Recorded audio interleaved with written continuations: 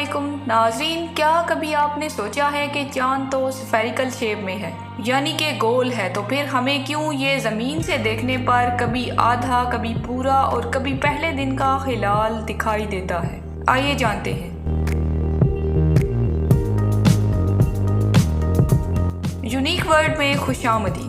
ये तो आप जानते ही होंगे कि चाँद की अपनी कोई रोशनी नहीं होती, बल्कि ये सूरज की रोशनी की मदद से रोशन नजर आता है। चाँद ज़मीन के गिर्द घूमता है और ज़मीन सूरज के गिर्द घूमती है। इस हरकत के दौरान सूरज की रोशनी चाँद की सतह पर कभी पूरे हिस्से पर पड़ती है तो कभी तिरछी होकर आधे हिस्से पर। इसी वजह से चाँद का एंगल ज़मीन के साथ मुख्तलिफ जगहों पर मुख्तलिफ होने की वजह से हमें चाँद की शक्लें भी मुख्तलिफ नज़र आती हैं। चाँद की अपीयरेंस को 8 फेजेस में तकसीम किया जाता है, जिन्हें ल्यूनर फेजेस कहा जाता है। फेज 1 को न्यू मून कहा जाता है, जब चाँद और ज़मीन आमने सामने होते हैं, यानी कि इनके दरमियान एंगल 0 डिग्री का होता है। तो सूरज की रोशनी चाँद के जिस हिस्से पर पड़ती है वो तो रोशन हो जाता है, मगर दूसरा हिस्सा जो ज़मीन वाली तरफ होता है वो हमें बिल्कुल स्याह दिखाई देता है।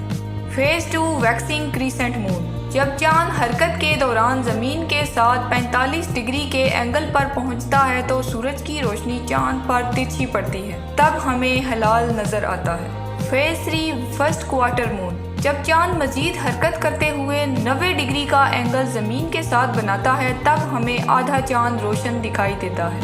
Phase 4 waxing gibbous moon. इस फेज में 135 डिग्री का एंगल बनता है, जब चाँद का ज़्यादा हिस्सा हमें रोशन दिखाई देता है। Phase 5 full moon. फेज 5 के दौरान चाँद का एंगल 180 डिग्री यानी कि हाफ सर्कल जितना हो जाता है।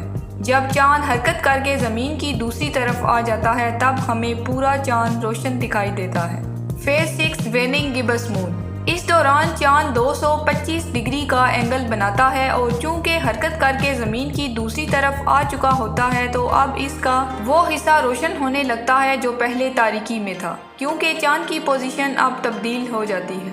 Phase 7 last quarter moon. इस फेज में हमें फिर से आधा चाँद नजर आता है। फर्क सिर्फ इतना होता है कि पहले जो हिस्सा रोशन था वो अब तारीकी में और जो तारीक था वो रोशन दिखता है, क्योंकि अब एंगल 270 डिग्री का हो जाता है।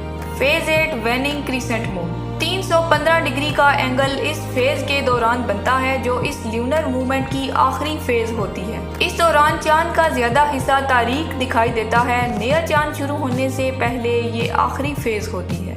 नाज़रीन, कुदरत ने चाँद का घटना और बढ़ना वक्त के तयन करने की गर्ज से रखा है। यूँ कह लीजिए कि चाँद अल्लाह की तरफ से तारीख पता चलाने के लिए एक कुदरती कैलेंडर है और यकीनन ये एक बहुत बड़ी निशानी भी है। उम्मीद है नाज़रीन, इस वीडियो से आपको चाँद की मुख्तलिफ शक्लें बनने का अमल समझ आ गया होगा। वीडियो पसंद आई है तो लाइक शेयर कीजिए।